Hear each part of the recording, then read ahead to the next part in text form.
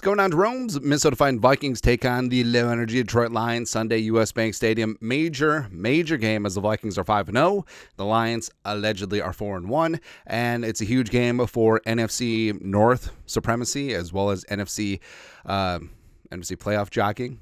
It's weird that we're talking about playoffs.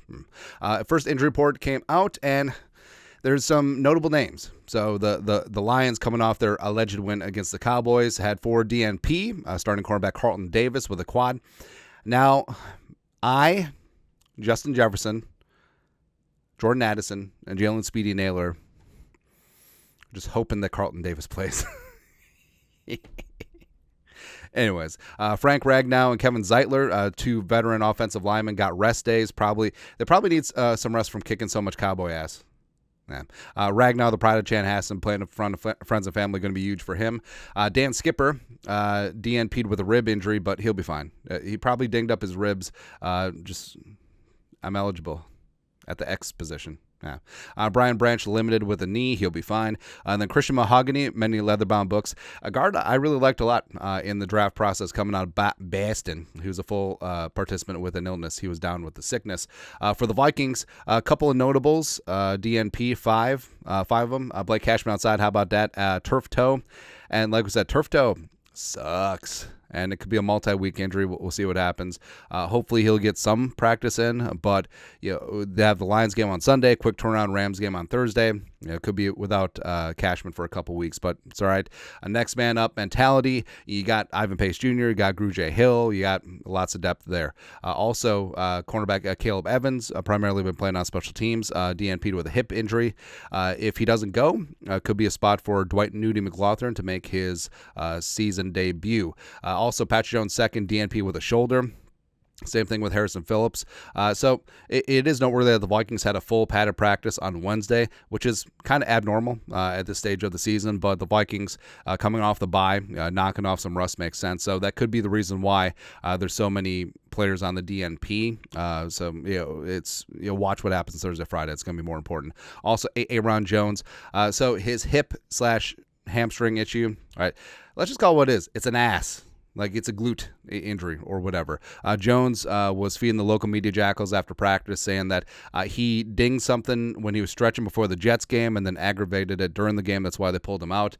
So we'll see. He says that he's been working on it 24/7 since then, but he said we'll see when he was asked if he's going to play on Sunday. Usually players are very upbeat, and it's like, blah, blah, blah, blah. But it really is more important to have Jones back for the stretch run at or near 100%. Could be the reason why the Vikings expedited that trade for Cam Akers, and hopefully Ty Chandler. Hopefully Ty Chandler has a game like he did against the Bengals last year. That'd be great. Phillips, like we said, with that shoulder, I think it's more of a combination of veteran rest, but like we said, his designation on Thursday will be more determining. Also, two players coming back from the IR and PUP and IR respectively. Tight end TJ Hawkinson with a knee, Dalton Risner with a back, both limited. And I think that there is an outside shot that Hawkinson could play on Sunday. If he's 100%, have at it. But Kevin O'Connell has been. So Kevin O'Connell was very verbose about Hawkinson on the Paul Allen show, but then he's just sort of hedged it when he's had his press conference today. So, TBD, what the hell happens with Hawkinson. Either way, once he's 100%, he's 100%, and let's go. Risner with that back issue. I actually don't expect Risner back until the Colts game, week 9, because that's his 21-day return to practice window syncs up perfectly with November 3rd. I think that's the target date, and we'll see what Ed Ingram can do these next couple of games to try and hold off Risner as Risner gets back into game shape. And then you got Theo Jackson, Josh Oliver with a hand and wrist respectively. They were full participants. But like we said, Wednesday, don't put a ton of stock into things, especially teams are overly cautious this time of year. Lots of veterans get rest days on Wednesdays or Thursdays, but the next 2 days of practice are going to be huge determiners. And, Cashman's probably going to be out. Hopefully Jones is going to be fine, and we'll see about Hawkinson, right? But, knocking on all the wood. You think that you'd be healthier coming out of the bye, but hopefully it's just out of an abundance of caution and the fact that the Vikings had a full padded practice today. But that is it. First Vikings-Lions injury report. Let us know your thoughts, our thoughts, comment section. You know what to do. Skull production value.